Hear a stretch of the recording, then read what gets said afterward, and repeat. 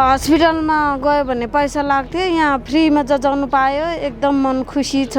Operation गरिहाल्न त पर्दैन रे, चर्चमा चाहिँ नि लेखेको। सिभिलले हामीलाई धेरै नै राम्रो गर्छ, हाम्रो टाइमहरू बचत भयो, धाएर हस्पिटल जानु परेन।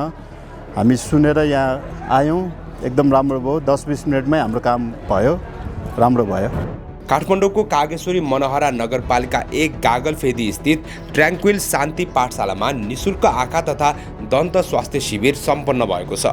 युवा जागरण अभियान समूह र ट्र्याङ्क्विल शान्ति पाठशालाको संयुक्त आयोजनामा सम्पन्न उक्त शिविरमा तिलगङ्गा आँखा प्रतिष्ठान र ओम चाविल डेन्टल अस्पताल प्रालीको प्राविधिक सहयोग रहेको थियो।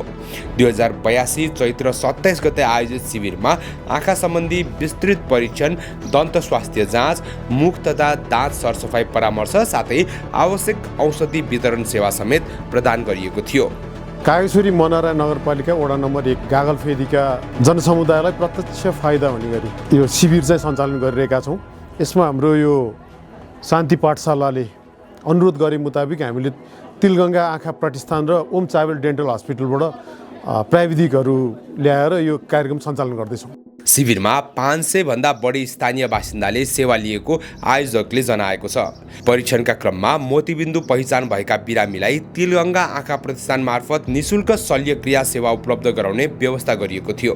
साथै जटिल समस्या देखिएका बिरामीलाई थप उपचारका लागि सम्बन्धित स्वास्थ्य संस्थामा रिफर समेत गरिएको जनाइएको छ।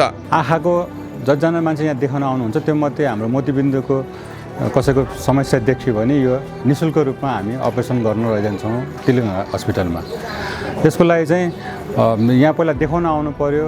यसभन्दा पछि पनि हाम्रो 2-3वटा क्याम्पहरू अझ पनि छन्। देखाउन आउनु भयो भने चाहिँ हामी त्यो एकमुष्ट हामी जम्मा गर्छौँ। कतिजनाको चाहिँ यहाँ मोतीबिन्दु देखिन्छ, उहाँलाई हामी समूहमा जम्मा गरेर लाने कोसिस गरेको छौँ उता तिलगङ्गा हस्पिटलमा।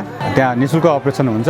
अनि यस्तो दाँतको चाहिँ ओम चावेल डेन्टल हस्पिटलमा चाहिँ 30% देखि 50%सम्म उहाँको त्यो चार्जबाट डिस्काउन्ट गरेर उहाँले उपचार गरिदिनुहुन्छ। स्थानीय समुदायलाई लक्षित गर्दै आयोजना गरिएको उक्त शिविरले आधारभूत स्वास्थ्य सेवामा पहुँच विस्तार गर्न, समयमै रोग पहिचान गर्न तथा सचेतना अभिवृद्धि गर्न महत्त्वपूर्ण योगदान पुर्याएको आयोजकहरूको भनाइ छ। अलिकति काठमाडौँ भेगबाट बजारबाट अलिकति टाढा एरियामा यस्तो खालको शिविरहरू आउँदाखेरि यहाँको जनसमुदाय, हाम्रा अभिभावक, विशेष गरेर हाम्रो आदरणीय अभिभावकज्यूहरू, यहाँका जनसमुदायज्यूहरूलाई विशेषतः यस्तोको सेवा सुविधा फाइदाजनक रूपमा लिनुपर्छ जस्तो लाग्छ मलाई। आयोजकले आगामी दिनमा पनि यस्ता स्वास्थ्य कार्यक्रमलाई निरन्तरता दिने प्रतिबद्धता व्यक्त गरेका छन्।